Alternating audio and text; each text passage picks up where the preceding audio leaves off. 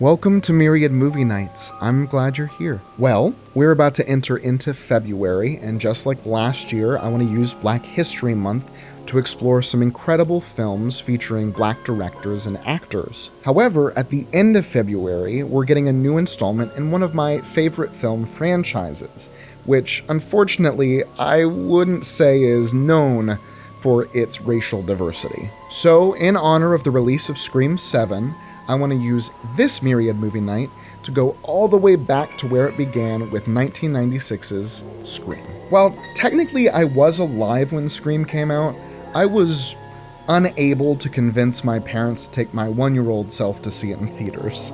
And as I've mentioned multiple times before, I did not watch horror until well into my 20s. That being said, Scream was the exception to the rule. I don't remember the exact circumstances of when I first saw it, but I think it just came on TV at some point and I watched it. And if you, like I was at that point, are not a regular horror movie watcher, Scream is a great place to start for a number of reasons. If you're a scaredy cat like I was, Scream rides a fine line between horror and humor. And while that's not necessarily unique in this day and age, Scream is, I think, willing to undercut the tension with humor more than a lot of other horror movies. I would say it prioritizes fun and funny a bit more than scary. And that's not to say, though, that it isn't scary or gory at times. It definitely is. The other big reason, though, is actually baked into the DNA of Scream.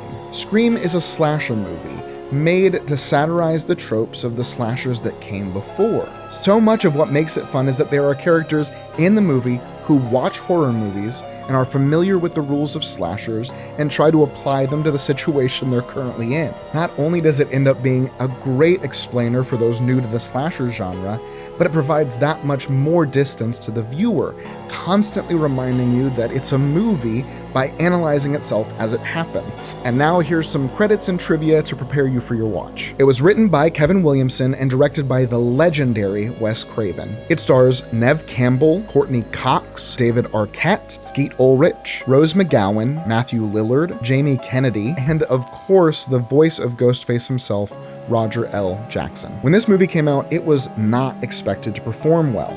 Not only was the horror genre on the decline as a whole, but this was released during the Christmas holiday season. But against all odds, it went on to become the highest grossing slasher movie and held that title for over 20 years. It's also often credited with revamping the horror genre, bringing it back into popularity. If you don't know the premise, it's pretty straightforward.